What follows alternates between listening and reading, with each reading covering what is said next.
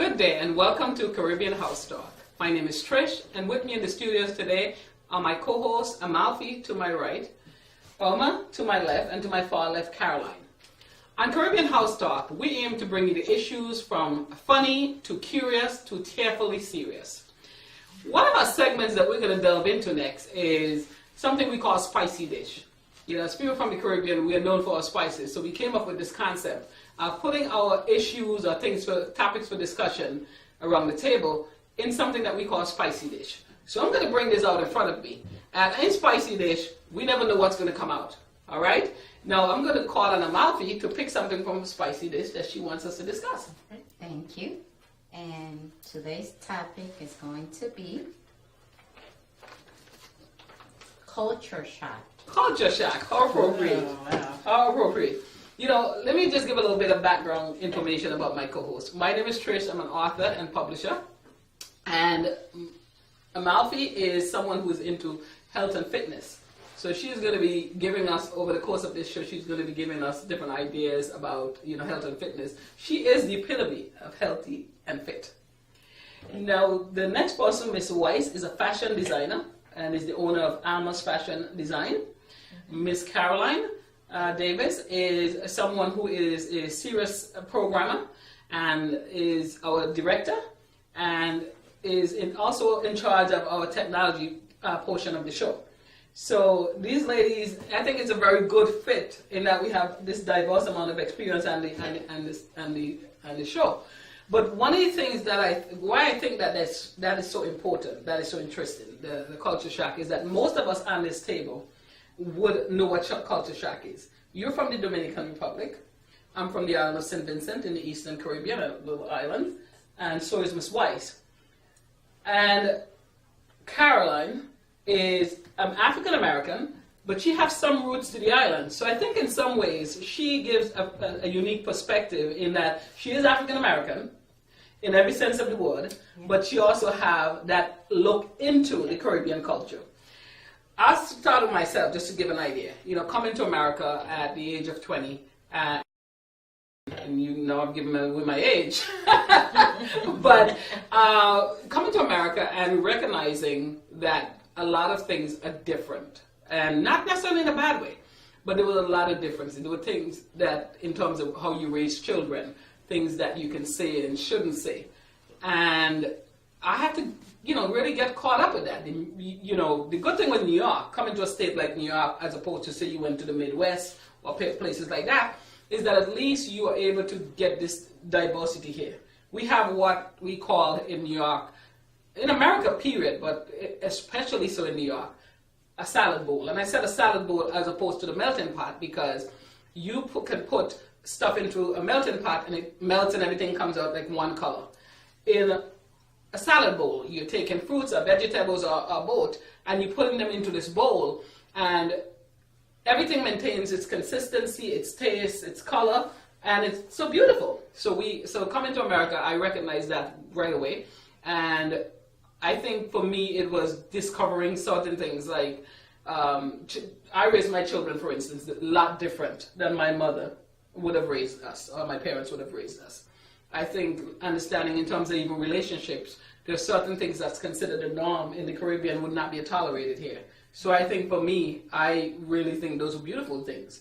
But there are people who might say, well, I think kids are more disciplined there because they're not as strict with the children here. But I think there are other ways to be strict. Now, Malfi, you came here when you were, 15? So you came at a younger age. I came to New York from the Dominican Republic when I was 15. And I have to say that thanks to my family, I was very lucky because I was able to get used to New York specifically because of the love and support that my family gave me. But one thing that I struggled with was the language barrier.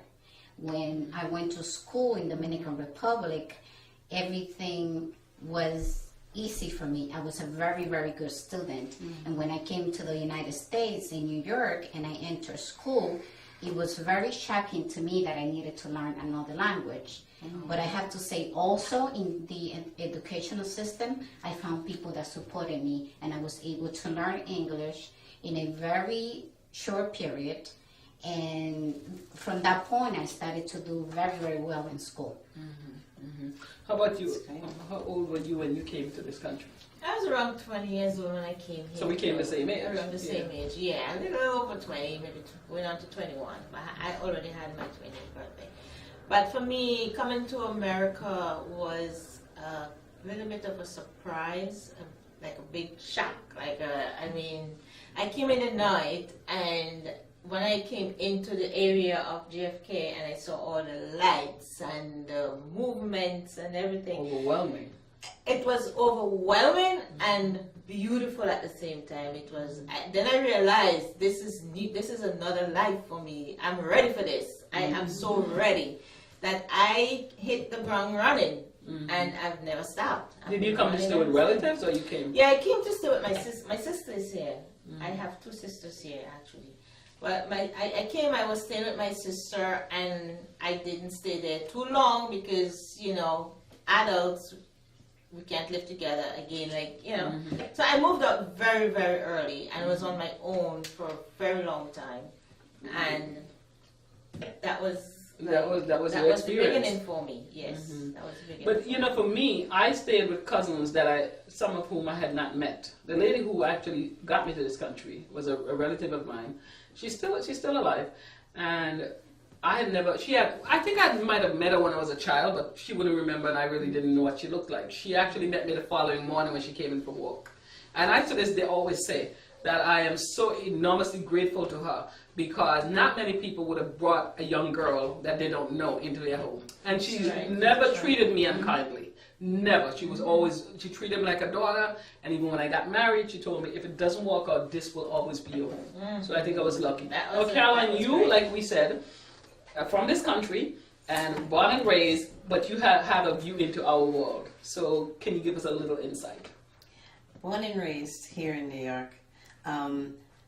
Parents, my father is from the South, and my mom's family are from Barbados and Panama.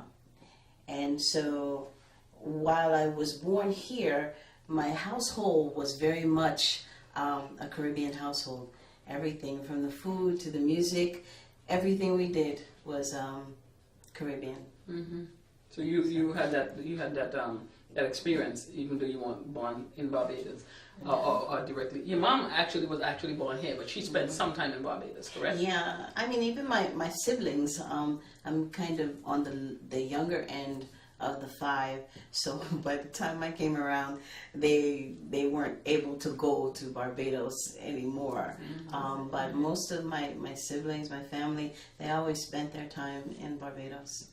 No, I know you went there a few years ago. How was that for you? It was wonderful. We had a family reunion in Barbados in Christchurch, and it was very enlightening. Unfortunately, when we went, my mom and my father had both passed away. My cousin organized a trip. Her mother had just passed away, but we had always made a promise that we'd all get there. So we had a family reunion, and it was wonderful, and we met quite a few of our relatives there in Barbados. That must have been interesting to see. Now, for you, I said earlier that you have a view into our world. And we have a view into your world, because I've been here some 30-something years. And you've been here for quite a long time. So at this point of our journey, people even in the Caribbean would identify us more with being Americanized than they would from St. Vincent. So if I go to St. Vincent, they say, "Oh, the girl for them Charles from foreign," if you sung just as you did when you were there, which you tend to go back into it, yes. And they'll say, "But she not sound like she come from nowhere," But sometimes you're doing that because, first of all, you don't want people to think that you're putting on airs. And if you want to see my accent come out, let someone come up from St. Vincent. Who will just, all of a sudden it just comes out. And then my daughter one day said to me, "Listen to mommy trying to sound West Indian." And I said, "Little girl, I am West Indian." But it dawned on me that for her to understand me, that at times I probably don't sound like I'm fresh out of the boat. But when my family who are my age and who we grew up, together come, I let out the lingo. You know what I mean? Yeah, it comes out naturally. It's a natural thing. It's something that just pops out without even you trying to say, okay, let me go back into trying to speak like, West Indian. It's natural. As soon as you start that conversation, the dialect start flowing, it just pops out. 1, 2, 3, it comes out. It's like. And a lot of times when we're among each other and people of different ethnicity are with us, we tend to capitalize on that. And we will criticize sometimes people who speak Spanish or who speak French or who speak other languages and say, if I'm in a conversation with someone and all of a sudden they're delving into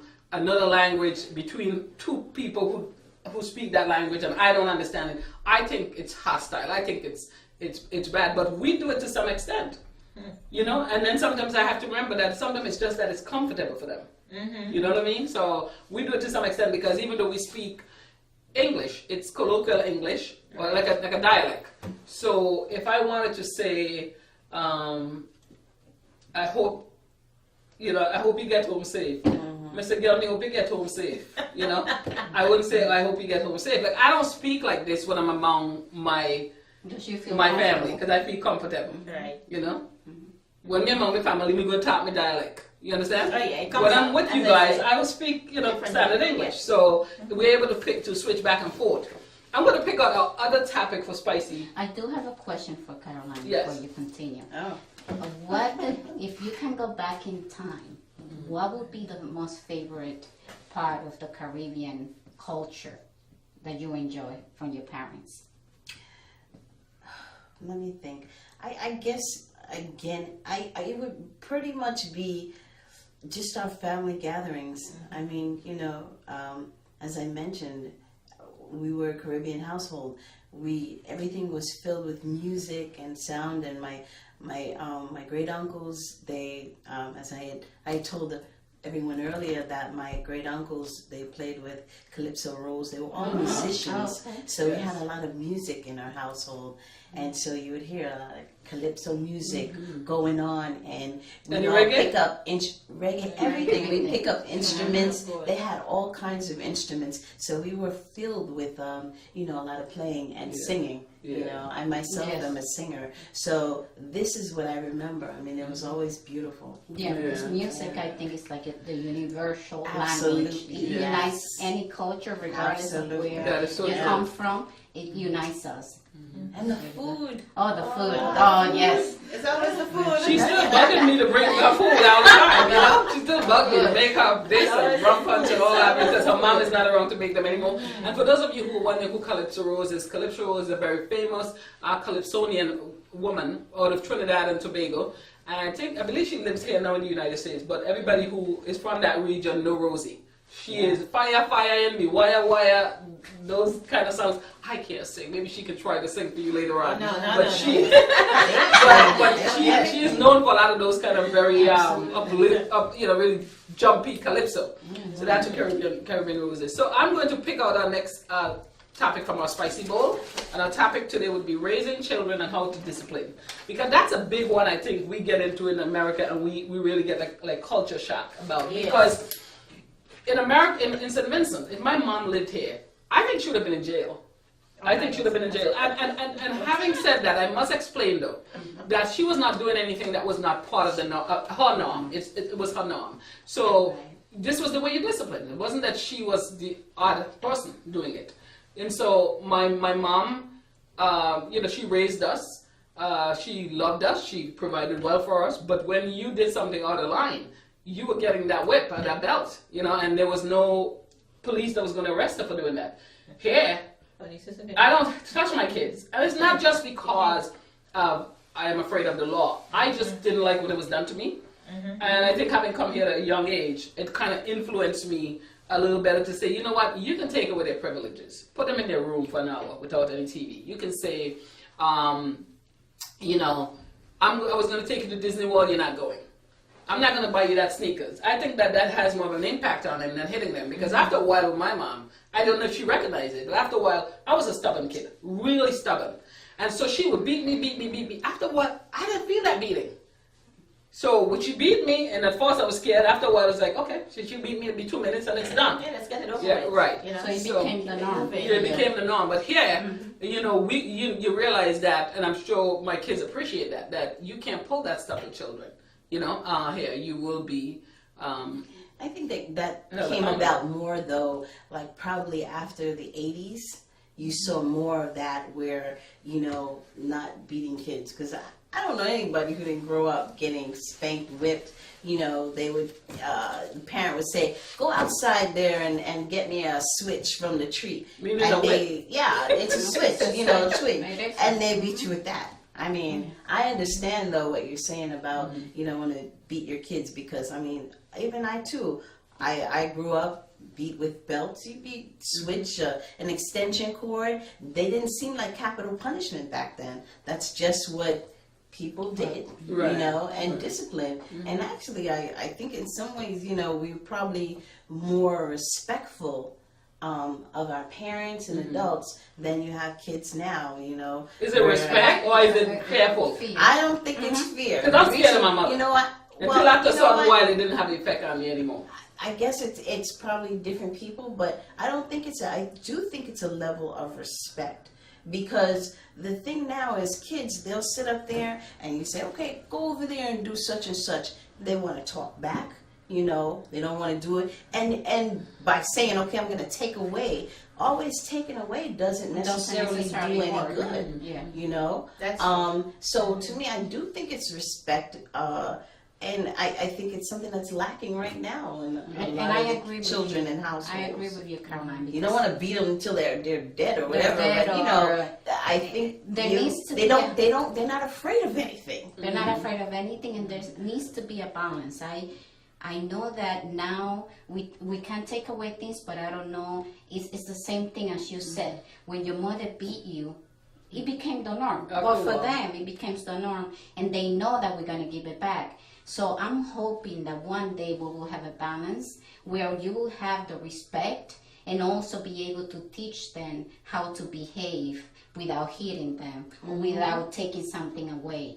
And nowadays, I have an 8-year-old son, and for him to follow my instructions, it takes me 3 or 4 times. But I don't want to go to the route where I want to hit him or take something away. I want him to know this is the right thing to do because my mother is telling me to do it. And if he has any questions that I may be able to answer, I can say, okay, let's sit down and talk about it and tell him, this is why I'm doing this, because I want you to be a good man, also have good interpersonal skills, which is most of the kids these days are lacking because they are with technology all the time. that is so true. Yeah. Because for me, it's a little different. I was raised almost alone. My mother had 8 of us, and I'm a baby. So there was a really kind of 15-year gap between me and my brother before me. So I'm like an only child, so to speak. But he was always there in the background. But anyways, by the time my mother get to me, I always said I raised myself. I always say I raised myself because by the time she get to raising me, she was so tired from the other You're like a grandchild. 7, that she just leave me. And my saving grace was church. If I didn't do anything all week, I had to go to church Sunday Right. because I ain't sleeping in the house Sunday night. Right. I got to go to church, and it become a part of me, and that's where I got my upbringing from. I was the president of the youth group in church. I was in the choir. I was active in church more than anything, and then I love reading. So when I'm not in church, I'm home reading. Right. I'm not the perfect child, but I was very quiet, and I was by myself a lot. And then My after you finish with friends. church in the Caribbean, you gotta go to Sunday school. Yeah, in but the Sunday evening. school. Yeah, so you go home from church, Yeah. you eat, change your clothes, and you Sunday school. And after Sunday school, I get ready for school Monday morning. So it was my routine. And you were able to follow your inner guidance And I rather than Yes. relying on your mother to tell you what to do. She never tell me anything. But you did Never well did. because your inner guidance is there Right. for something. All she did for me really was just being there. Because I can count on her being there. Her presence. No matter what happened, where I go, what I do, I know my mother is there at the end of everything. But she must have been influencing you more than you thought, because she was a fashion designer and you're a fashion designer. Yeah. And she must have had some kind of influence on you. She left a really big impact on me, and I'm forever grateful for that. Mm-hmm. In the same vein, sort of along family lines, I want to touch a little bit on relationships, how different they are. Now, you came here young, so you probably, I don't know if you would have even had a boyfriend. And if you did, it would have been a little kid stuff. I came here at 20, I already had a boyfriend. You might have had a boyfriend. Mm-hmm. You not here, but maybe you heard, you were not you didn't come from there, but you might have heard mom, talk about stuff. I think for me, one of the things I learned coming here was that as a woman, I did not have to accept abuse from a man. It took me a while, but I learned from early on in the relationship that if I was hit, I was not a child. I was not your child to be hit. And if I was hit, there were avenues. I could call the police and you would be dealt with. In the Caribbean, if a man hits you in the days that I grew up, and thankfully I did not come from a household where that happened. My father was not a man that would ever put his hand on a woman. But I saw it around me. And if the woman would go to the police, he would say, well, that's a husband and wife business. Me not getting involved. I'm not getting involved. That's between husband and wife. And so many of us Caribbean women, I think women, when we come to America, I think that's one of the things we really, really love, is that we do have an avenue. Now, you don't want it to be to the extent where you're not going to work hard in your marriage because there's little issues. You don't want it to be where you're going to be calling the police on someone just because you want to end a marriage. But you do want to make sure that, if that man is abusive, that he understands that you're not going to accept that behavior. So I think for me that was one of the things that I noticed in American culture, was that it was not acceptable to hit women and just walk away scot-free.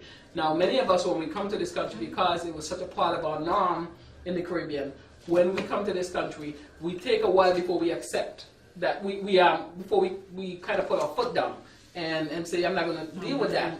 But eventually, hopefully, we get there. I know for me, I certainly did, and I certainly was not one to put up with that type of nonsense. Well, those are just some of the things that I think, just to give some of the topics that we could see on this show. So we're going to take a break, and when we come back, we're going to be delving in some news around the Caribbean and the world. All right. Okay. Sounds good. Sounds good.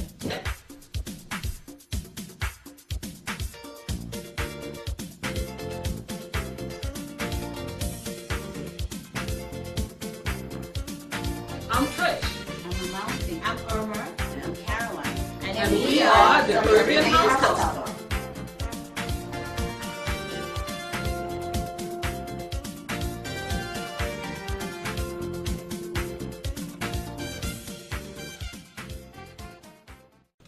Welcome back to Caribbean House Talk. With us from Palm Beach, Florida is Z Isles, our reporter, and she's going to bring us some news items. What do you got for us today, Z? Well, recently a New York-based physician named Paul Scruggs was arrested over his alleged Facebook post that he made.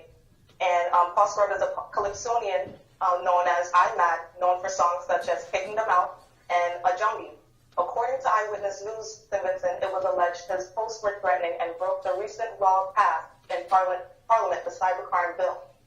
Paul Scruggs was arrested at the E.T. Joshua Airport in St. Vincent and the Grenadines, located in the Eastern Caribbean, last Friday, and remains in police custody, awaiting for his case to be heard. Wow. Interesting. Okay, interesting story.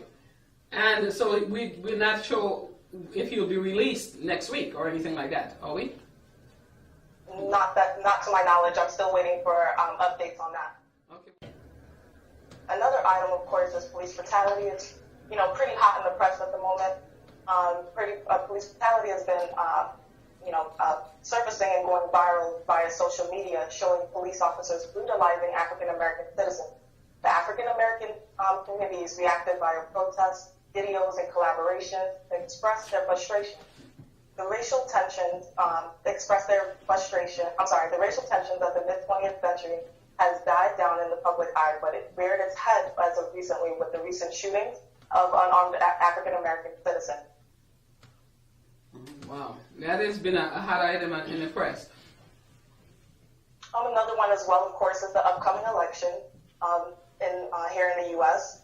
The Republican presidential nominee, Donald Trump, and the Democrat presidential nominee, Hillary Clinton, has been all over the press in the news stations and TV and blogs. This epic election could go either way, and it would be the first president with little political background or the first female president. Either way it goes, it would be a monumental win. The recent allegations of Donald Trump's wife, Melania Trump, plagiarizing a 2008 speech made by First Lady Michelle Obama may have been a setback for Trump's campaign, but we'll see how things play out in the upcoming election this November 2016. You know, that one is an interesting one because I listened to those the two speeches side by side, and it is a dead copy. So I'm still trying to understand if people are still trying to say, well, it's not really, he didn't copy it. Is it possible for someone to use 24 out of 26 words of someone's speech and not have it be plagiarism? You know, so that's an interesting one. Going back to your false story with the cyber bill and this arrest in St. Vincent and the Grenadines. Now, how does someone, we're not attorneys, but how does someone prove that someone made a threat on Facebook? I have people every day that would basically try to imitate friends to send friend requests to me. So how, unless you're standing there, would you know if someone actually did something unless they confess to it or you saw them do it when it comes to social media? You know, and so that's an interesting one, to have a bill that would allow someone. My understanding was that he was there for about 3 weeks and no one had touched him or detained him, but as he was leaving the country, am I correct in what I heard? Yes, you're very correct. He was leaving the country and he was arrested at that point. Exactly. And also allegedly the same report that they're quoting him for the Facebook post that happened over almost a year ago. So we're still getting updates about that as well. But also, wasn't there a teacher that was arrested there because she had insinuated a cuss word a few months ago? There was a teacher in St. Vincent, Josette Beatty, that was arrested because she had insinuated some cuss words, and so she was pulled out of the classroom in front of her students and arrested and not eventually charged with anything. Oh, wow. So, you know, this is interesting story. So thank you very much for keeping us up to date. Regarding the African American, the social media and the fact that African Americans are being brutalized, I think even we can't just, you know, none of us should really close our eyes to this, because we as immigrants, black folks in this country, no one knows until I open my mouth and there's a weird little accent coming out where I'm from. So as far as people know, when they see me, I am an African person, which I am. And so I think this is a concern to all of us in the I am, technically speaking, an African American. I am Afro-descendant, and I am living in America and an American citizen. And so this is an interesting story, and it's interesting to see how social media is playing a part, you know, in all of this. Being able to, you know, kind of capture things live. I mean, Facebook has really liberated a lot of stuff for us. You know, that we're able to capture something like that. So thank you very much, Zia. We will look forward to getting these types of reports from you. Thank you very much. Sure, no problem. Thank you for having me. All right, bye-bye.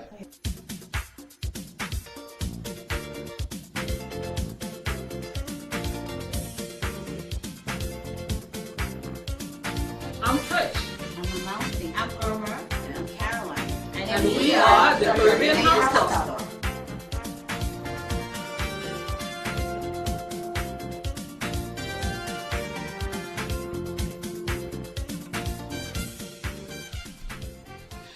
Welcome back to Caribbean House Talk, and we're just about to discuss some topics here that I think is important, not just to us as people of color, but to the United States in general, to the world.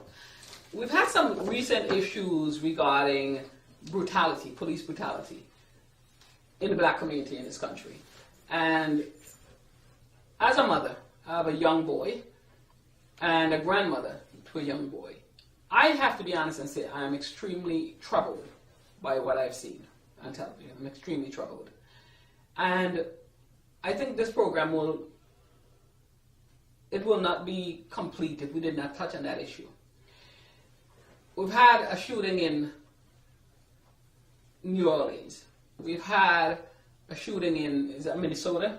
And then we recently have one in Florida, where this gentleman, even with his hands up and telling the police, don't shoot, had his hands in the air, he was shot in the leg. Luckily for this gentleman, the one in Florida, he survived. The other gentlemen, they were not so lucky, they passed, as they come to their injuries. But one of them was caught live on Facebook. I'm sure for those who were caught doing this, they don't like that Facebook has this feature. But this is where that social media is really impacting all of our lives, because the girlfriend of the gentleman from New Orleans, who was killed, she was able to capture the whole thing on Facebook. And I remember saying to myself, what if those bullets had caught the little child who had to witness her father being killed in the back? She was in the back of the car, in the back seat. And these police officers, just firing shots into this car. What if that shot had killed that child? But nevertheless, even though she is alive, she will be forever scarred to watch a parent. And I can remember hearing this child's voice saying, "Mommy, that's okay. I'll be with you. I'll stay with you." A baby. A baby. And it was really touching. It was really heartbreaking, to see that, because that child will not forget that image. I don't know what age the child was, but she sounded like a very small child. And then you have the other one with this gentleman who was, he was selling CDs. How does somebody lose their life for that?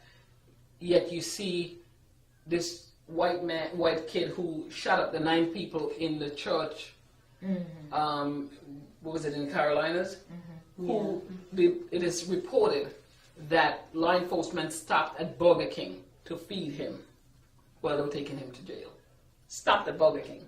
So what is wrong with this image where when the police are dealing with white citizens, and I've seen footage where this white man is beating police officers and he got away scot-free. He was not killed. But then when they're dealing with people of color or black people, the minute that somebody reaches to get an ID that you ask for, even when they have their hands in the air, they're dead. And the thing too about that is that we tell our boys, our husbands, our sons, all of them, we say, when the cops approach you, you need to keep your hands visible. Keep them on a steering wheel, keep them in the air, keep them where they can be seen, don't move, comply to everything that's being asked of you, and watch your tone, the way you speak to them, everything. And the thing is when you see people who are still doing the right thing, yet they're getting shot. Mm-hmm. And it's like, what do we do? And even still, we question it, but still, we have to continue to tell our children that. And it's not just a black thing. We are seeing a lot of young black men, but this is the black and the brown community, because they look at us, black, brown people, the minority, and right away they're intimidated. I can't say all cops are bad, because they're not. I want to make that clear. We need police officers. We need that form. And we won't be fair if we did not touch on. We will not be fair if we did not touch on what happened in Texas. What happened in Texas? That was horrible. I mean, you're shooting. We don't want to have a society where people are gunning down police officers, because if that start happening, there will be less people likely to go into the police department, and then the criminals run rampant. But these cases that we're talking about were not about criminals. These were law-abiding citizens who were shot and killed by the police for no apparent reason. Exactly. So we want to make that clear that we would in no way advocate that people should be shooting police officers, because I think that is terrible. It's absolutely terrible when I saw that. That was really heart-wrenching for me. Yeah, and in some of the cases with the police, they say, well, this police, he's been a good cop, he's been on the force for years, and I'm sure that is the case. We have good and we have bad, but some of them that are shooting, I think it may be a matter of training, panic. You know what I mean? They're panicking in a situation, which is kind of understandable. I mean, every day they go out there and they risk their life. And I mean, I was watching a program a few weeks ago, maybe 2 weeks ago, and the gentleman there, he talked about how, it is one of the few jobs where your life is always on the line. You know, Yes. anytime you go out there, you're going into chaos. It's never a comfortable situation. So there are things that you have to deal with. You have to be a counselor. You have to be the parent. You have to break up what's going on. So I do think, you know, all cops, of course, are not bad. They're good to serve a purpose. But we, as Black, brown people, we have to feel like the cops are there to protect us just Right. like they are everyone else. And I think that's where, you know, that's where a lot of people are getting disillusioned. Yes. You know? Yeah. And what do we do about it? I mean, cops, personally, they need to be trained. They need to be You know, trained, and they then need to what? have people who look like the people in those communities policing them. So in other words, you don't have to be all Black police officers patrolling Black neighborhoods, but it should be a It mixed should be team. a more diverse, Okay. the police force. When you have diversity, it is less likely that you will have some of these incidents happening. So, you know, I don't think you should have an all-white police force policing certain areas and then have Black cops in between them, because perhaps they will think twice before they're doing things like that. So, and they you will know, also know the community and know that there's nothing, that they shouldn't be afraid of the person in front of them, that they're human beings that they're dealing with. When you have the race difference, there's a white person and maybe a Black or Latino person may react in a different way, and they think that they are in danger when they're not. you're not, exactly. And another issue. But you know what? The media promotes a lot of that too, because they make everyone think that Black and brown people are criminals. Okay? And And we- if you come into a situation where your mindset is that these people are bad and they're dangerous, You're what going do to you react. expect? You know, results wise.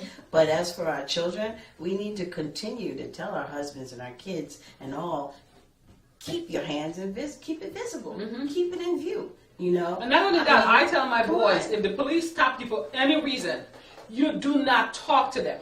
Because a lot of our young boys are being told, well, if you tell me such and such, I'll send you home. And then they're deprived, and then, oh, if you tell me you did it, I'll send you home. And they don't know their rights. So with me and my children, I've sat down with them and said, listen, the police stop you for any reason. You don't talk to them. You need to know your rights, that you are entitled to an attorney. You should make a phone call to me, make a phone call to somebody in your family, so we can get down there, find out what's going on. I remember my nephew years ago being held without being given a phone call. And for 2 days, we thought he was dead. And they found nothing on him, but he was hanging with some kid that they felt was up to no good. And Right. he was guilty by association. Right. And even that child had nothing illegal on him. But, you know, these are the kind of things, unfortunately. we And have to it's tell not us. even just the young. That's the other thing, because, you know, I was in the car. This was probably in May. We were going to celebrate my daughter, you know, who got into law school, passed the bar. My husband and I were driving, and we were stopped. And we were stopped by a Black cop. Okay, and he kept trying to, like, we weren't doing anything. We were coming off an exit, and he had already pulled somebody over. And so we were all approaching the exit very slowly. And so the cop goes, he's in his car, and it looks like he's going to pull in front of me. I'm driving, and then he stops, and I didn't know what he was doing. So I'm going slow. I stop, and then I start. And then all of a sudden, he gets out the car, he approaches the car, and I had to tell my husband, please, don't say anything. Let me do the talking, okay? And again, I'm saying this specifically because we're talking about, we say, you know, young boys, we warn them, you know, but it's all of us. It doesn't matter what age, and it's women. It's all. This cop got out, and he was so disrespectful and nasty to me. You know, and I'm telling him, I didn't know what you were doing. You know, I'm sorry. It's horrible. I felt like I had to be so apologetic, you know, because he was ready to go off and take me, you know, to jail for doing nothing. Because he didn't know what he was doing, So that- you know. So it's a scary situation. It's like we don't know what to do, and it's not fair. And it's because, not just a black you or know, white issue, because in this community- case, he was black. He yeah, was black. but the white community, they don't have to tell their husbands and their sons and their children and their daughter, you know, be careful, keep your hands up front, you know, watch all this. This is something that we have to do. And it's not fair, Yes. but unfortunately, we have to do it to try to be safe. You know, the thing is, when you hear talk to a lot of people in the black community, if you talk to the average white kid, he sees the police officer as a protector. When you talk to the average black and brown kid, they're more scared sometimes of the police officers. You know, and that's a shame. That has to change. It has to come with proper training. It has to come with a tolerance. Like I said, you have to. You will not see an all-black police force manning a white community, and there should not be an all-white police force manning. But that's not to say. Oh, let me say this very carefully. That is not clearly. This is not to say that all white police officers are bad and all black ones are good and we should just have, no. There are a lot, believe it or not, the majority of police officers are good, law-abiding citizens who join the police department for the right reason, to serve and protect. You know, so we don't want to lump them in with the bad apples that are among them. And some of them, I think, are actually, it's maybe they're stressed, maybe they're overworked, we don't know. Maybe they might have had a bad experience with somebody who shot at them, and now they have this, and they were not treated for whatever issue they're dealing with. So whatever it is, we got to, better training, more tolerance. We got to work on it, because at the end of the day, we're all Americans. If I met someone who's white in another country, at that point we're all Americans, and we don't care about what differences. I've noticed that. If I met somebody who is, of another ethnicity, and we're all Americans in a strange place, we don't care at that point. So we could do that when we're at home as well. But and I'm not going to dwell on this, but you just said something that was interesting. We are all Americans, and it wasn't until you and I had taken a trip to London, and it was there, everyone looked at us. They said, "Oh, you're Americans. You're all American." Right. And that was the first time that I actually paid attention, and I didn't think black, white. Because so much in this country is about, it's about race. It's about where you're from. You're black, you're white, or you're Dominican, you're Jamaican, But these people, they just looked at us as Americans, which is what we all are. And I want to say something. We're talking earlier about culture shock. That's another thing that was really obvious to me. When I came from St. Vincent and the Grenadines, we have, if anything, I would say classism. But I will not say we had racism. We majority of us are Africans. But we do have an indigenous population. We do have white intention among us. We didn't have people from Asia so much, but from say China or Japan or so forth. But we had a lot of East Indians that lived. So we had a mixed community. But I didn't grow up with anybody saying, "You're white Vincentian. You're a black Vincentian. You're an Asian Vincentian." I didn't have that. So when I came here, was one of the first times that I experienced where somebody would distinguish us like that, would make that distinction, black, white, you're black, you're white, you're black, you're white. I've never had that growing up. We just, I have a friend of mine who, he is Portuguese descent, and we grew up together, very good friend. And when we got here one day, we had a joke in the park, because he said, I said, when we were home, we never thought about this. I said, "Well, you're actually a white man." And he laughed, he said, "I guess." I said, "Yeah, but back home, I knew you were not black, but it was not something that I paid attention to." So that was just another issue, the culture shock issue that I think I dealt with when I came here. So on to another issue about social media and how that's impacted our lives. Because here we had the social media issue where this young lady was able to capture on social media what was happening with her fiancé boyfriend when he was killed. We heard earlier in the news that there was this singer who was visiting his native St. Vincent and the Grenadines, and he reportedly made some threats about the Prime Minister and on Facebook, and he was arrested because that country passed a cyber law bill that has made it legal or made it okay for them to arrest somebody on Facebook. What do you think? How do you prove that somebody is on Facebook actually made that threat? You're not sitting there looking at this person. So I kind of wonder if we were to do something like that in America, would that fly? I mean, how do you tell that I'm sitting here? People hack your account all the time. So how do you know that somebody's done it? So I find that kind of interesting. Our lives are really being changed in good ways and in bad ways with social media. There are a lot of people who don't deal with social media. I know, for instance, you don't go on social media, and until recently my kids laugh at me because I never did. I had an account, but I never did. And my kids today, they're like, "Oh my God, my mom is hooked on social media," because I'm always, I'm always going back. Well, you know, go ahead.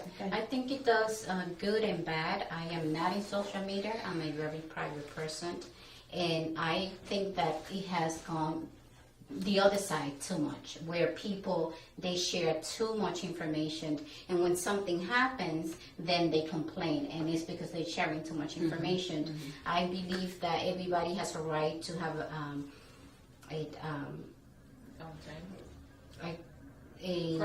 privacy, but at the same time, if you're putting everything out, then they'll complain when people either bully you or is saying something about how you look or the way you speak, or because you're giving them ammunition. You're exposing yourself to the world, so you have to be ready to anything that comes to you. That's true. I love social media, but it's just for my business. I don't do private personal stuff on social. Nobody will ever know about me unless it's something that I'm putting up for the business. Otherwise, I'm out. I don't do that. And I have a ritual on Sunday. What I do on the weekend is Saturday night. I turn my phone off. I let it go, and I don't pick it up till Monday morning. My downtime is my downtime. I take that very seriously. Sundays, you don't call me. You wouldn't get me if you call That's me. really People who good. know me would not try to reach me on a Sunday. And if I see my phone ringing on a Sunday, or I hear it ringing on a Sunday, I know somebody who doesn't know me well. So I wouldn't answer, because I'm not going to break that. I'm not going to change it. Because that's like anything. a technology detox. You're I detoxing detox yourself. from it. Yes. I like Boy, Facebook. we need I'll to be do honest with that. you. There's nothing There's wrong nothing with wrong, Facebook, but you have to but stay. sharing too much information, I Yes. think is very dangerous. It's very dangerous. And a lot of our young people, you know, I know I talk to my daughters, they get most of their news and information from social media. Nobody is really picking up the newspaper anymore. You know, you go online and you can find out anything you want. So it does serve a good purpose, but it has a bad purpose too, because when things happen, events happen, and people are talking about issues, or, you know, if I give an opinion about something, or just wear something, there are people who have negative things to say, because social media is so anonymous. You know, you can say and do and talk about people in ways that never happened before, and there's no responsibility for what you say. Because there's So no that's the face-to-face danger of it. interaction. Yeah, and even the thing about now, it's not so much social media, but technology, electronics, how everybody's walking texting with his every minute, phone, yeah. the phone thing, and the new Pokemon game. Oh, that's like I think that the one is sensation, crazy. Yeah. the danger of it. Yeah. Okay, they're talking about people Not the walking. game. That's what I said. The game dangerous, but the way in which. How it's being used. It's telling you to go to certain locations, you know, and so you're following this, and people are so focused with what's on their hand, and that's even when texting, that they're not even watching what they're going, where they're going, or what they're doing. But also, I think it's giving location. And you have to be careful when you're giving out your location. I'm not at home. Look at where I am. You know, Exactly. even on vacation, we're not, you know, basically you say, my house is empty because I'm in Aruba today. Yeah. But let me say you this have to though. be so Let me say this careful though, with and all then of we'll that. move on to the next issue. But let me say this: how are you gonna know that much about social media when you're not a part of it? You guys don't go on. It's not as scary. Like you said, there's some truth in everything you guys are saying. I think people give out too much information. Too much Like for me, people send me happy birthday wishes every year. That's not my birthday. I'm not crazy enough to give that out on social media.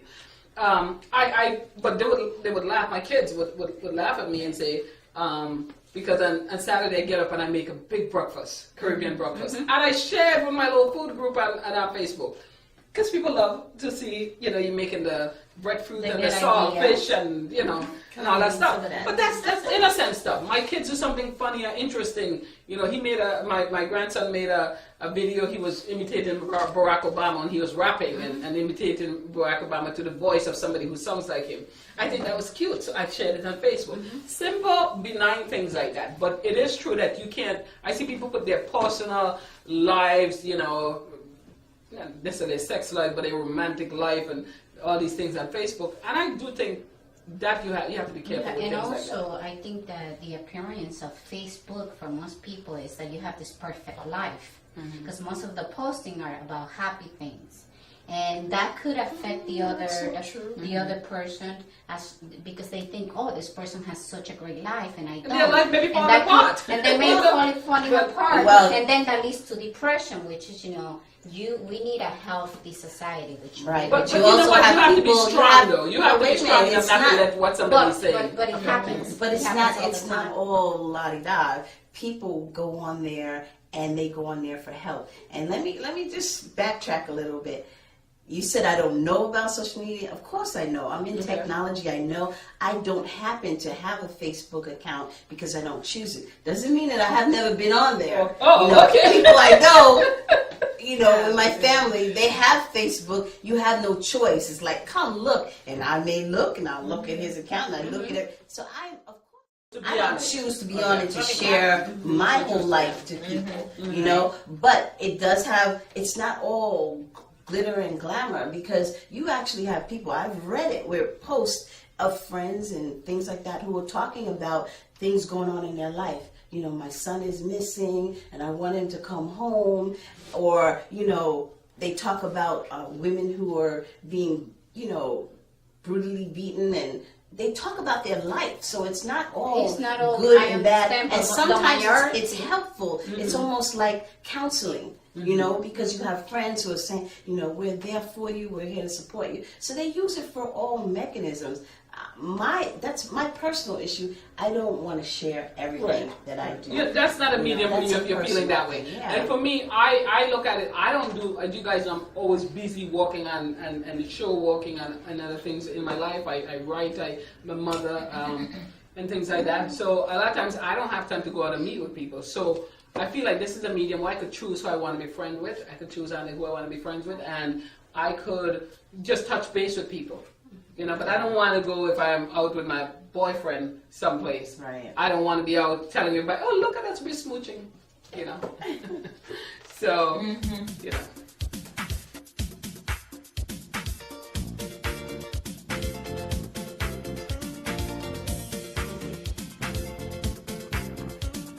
I'm Trish.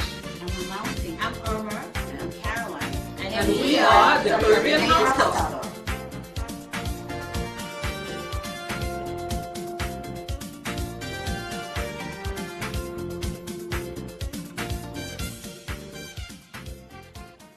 Welcome back to Caribbean House Talk.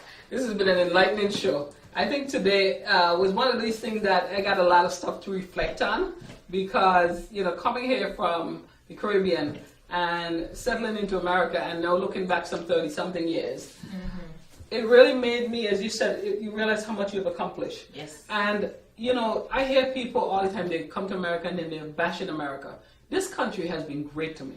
This country has been, for all the faults, every place that you go, you will have issues. But it's been a wonderful experience living here, being able to get an education, being able to further my career, to be able to, raise a family and have a good standard of living. I have been blessed, and I want to say to America, I am very, very thankful to have had the opportunity to live here and to be able to be a part of this great society. With everything that people, we may say, we don't want to just highlight when negative things happen, because there's so much more to being an American than the negatives. I want to thank my co-host. I know, like I said earlier, that Miss Irma Weiss will be bringing us much of her fashion. Yes. One of the necklace that I have on is a piece of hers. The one that she's wearing, which is this necklace, is a piece of her jewelry. So my earrings are also a piece of her jewelry. I've worn some of her clothing, and over the months to come, we're going to be blessed with her fashion shows and her sense of style.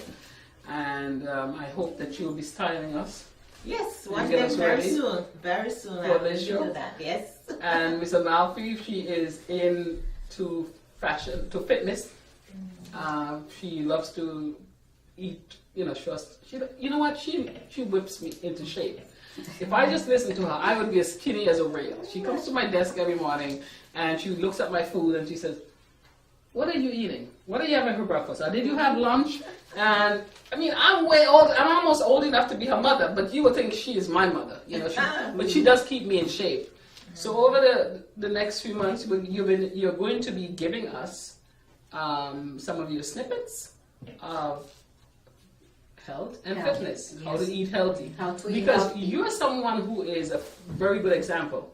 You were never fat or obese, but you were almost twice this size. I was. And you have happened to keep that off all these years. I have been able to keep it off for about 3 years, and the key is consistency and knowing that you are able to do. If you don't do it today, you will do it tomorrow. But you have to pick a date where you're going to make a change for you, and when you make that change for yourself, it's going to affect others in a very positive way. So you have to select a day, and in our next program, we're going to start with small changes that you can do with your life, where the journey is going to take you where you want to be. And simple things like not eating after 7 o'clock. A lot of people don't realize that. Not eating after 7, drinking lots of water. I was doing my makeup early, and the lady said to me, "Oh, your skin is beautiful. It's so hydrated." I said, "The one thing that I will OD on is water. I drink water. I have a glass of moringa tea every two cups of moringa tea every day. I drink lots of water, and one of these days I will follow all of the examples that you gave me. I promise." Okay, Ma? Thank you very much for joining us at Caribbean House Talk. This has been an enlightening show. We look forward to having you view this show for years to come. So please join us on the next edition of Caribbean House Talk. Good day. Thank you.